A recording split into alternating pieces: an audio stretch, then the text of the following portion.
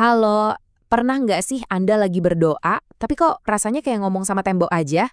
Nah, dalam refleksi kita hari ini, kita mau coba bedah bareng-bareng momen-momen kayak gitu. Sebenarnya apa sih artinya kalau doa kita terasa nggak dijawab? Yuk, kita jujur-jujuran aja. Kita semua pasti pernah ada di posisi ini. Udah curhat habis-habisan, semua harapan, semua ketakutan, semua unek-unek dikeluarin. Tapi yang kita dapat cuma hening, sunyi. Seolah-olah kata-kata kita itu cuma mental di langit-langit, terus jatuh lagi gitu aja. Kalau Anda barusan ngangguk-ngangguk, tenang aja. Anda nggak sendirian kok. Rasa frustrasi waktu doa terasa buntu itu wajar banget. Dan ini bukan berarti Anda salah berdoa loh. Justru ini bisa jadi titik awal buat kita masuk ke perjalanan iman yang lebih dalam lagi. Perasaan buntu ini bentuknya macam-macam kan? Kadang muncul keraguan yang bisik-bisik, duh beneran didengerin nggak ya? Atau mungkin rasa nggak sabaran yang pengennya semua dijawab sekarang juga. Atau bisa jadi keheningan yang pekat banget, sampai kita bingung mau ngomong apa lagi. Dan akhirnya yang ada cuma rasa jauh, rasa nggak terhubung. Tapi gimana kalau kita coba lihat dari sisi lain? Gimana kalau rasa frustrasi ini sebetulnya bukan tembok, tapi justru sebuah pintu, sebuah undangan buat kita jeda sejenak dari daftar panjang permintaan kita dan mulai melihat doa dari kacamata yang benar-benar baru. Nah, perubahannya itu dimulai dari sini, dari sebuah pergeseran yang kelihatannya simpel, tapi dampaknya luar biasa, yaitu bergeser dari fokus ke apa yang kita mau, menjadi lebih terbuka sama apa yang Tuhan rencanakan buat kita. Coba deh kita resapi sama-sama pemikiran yang satu ini. Tujuan sejati dari doa itu bukan buat maksa kehendak Tuhan ikutin mau kita, tapi untuk menyelaraskan kehendak kita sama kehendaknya.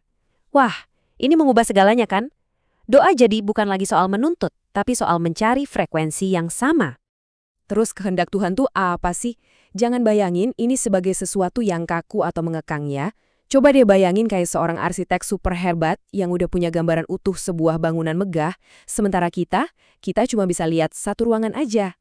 Rencananya itu penuh kasih, tujuannya buat kebaikan kita, walaupun kadang dari sudut pandang kita yang terbatas, rasanya sulit dimengerti. Nah, kalau kita sudah pegang pemahaman ini, inilah yang jadi kuncinya. Kunci yang membuka cara komunikasi yang benar-benar baru, yang nggak cuma mengubah cara kita berdoa, tapi juga mengubah kita dari dalam. Coba kita bandingkan dua pendekatan doa ini. Di satu sisi, ada doa yang maksa, fokusnya cuma ke hasil yang kita mau. Sikapnya, pokoknya saya harus dapat ini. Hasil akhirnya, udah bisa ditebak. Khawatir, cemas, gak tenang. Tapi, coba lihat sisi satunya. Doa yang berserah. Fokusnya pindah ke tujuan Tuhan. Dengan sikap hati, aku percaya sama Engkau. Hasilnya, kedamaian. Apapun jawabannya nanti. Jadi, gimana praktiknya? Gampang kok, ada 4 langkah. Pertama, tetap jujur. Sampaikan aja semua isi hati Anda. Kedua, ini mungkin yang paling menantang. Lepaskan kendali. Sadari kalau rencananya jauh lebih besar. Ketiga, pegang erat keyakinan bahwa dia itu baik, apapun hasilnya nanti. Dan yang terakhir, yang paling penting, belajar untuk mendengarkan. Buka hati karena jawabannya bisa datang dari arah yang gak kita duga.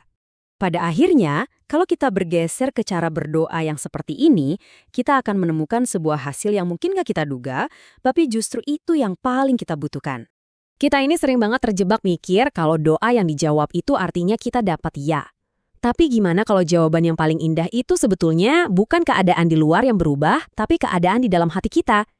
Gimana kalau jawabannya itu bukan badainya yang berhenti, tapi hati kita yang diberikan kedamaian di tengah badai? Dan inilah hadiah utamanya, karunia sejatinya. Bukan tentang dapat apa yang kita minta, tapi tentang membangun kepercayaan yang jauh lebih dalam kepadanya. Proses penyerahan diri itu sendiri yang menumbuhkan kepercayaan. Dan itulah hadiah yang sesungguhnya. Kesadaran bahwa kita tidak pernah sendirian.